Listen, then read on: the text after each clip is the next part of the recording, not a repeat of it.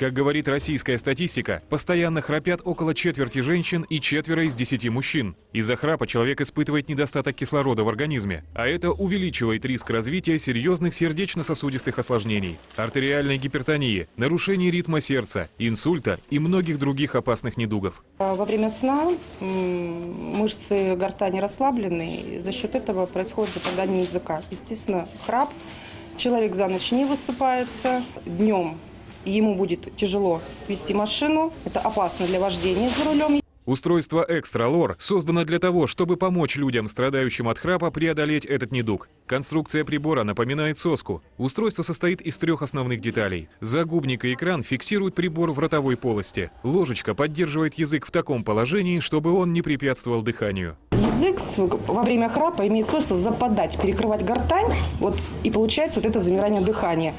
А аппарат, он фиксирует язык, человек спокойно дышит, высыпается ночью, его не мучает постоянное пробуждение и, в принципе, чувствует себя с утра отдохнувшим и выспавшимся.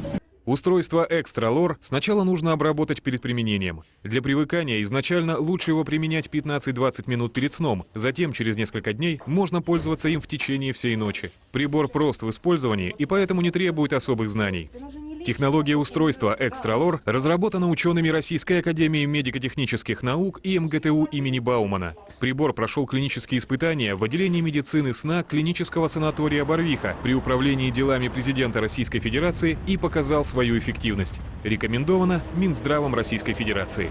Медиковано Минздравом Российской Федерации.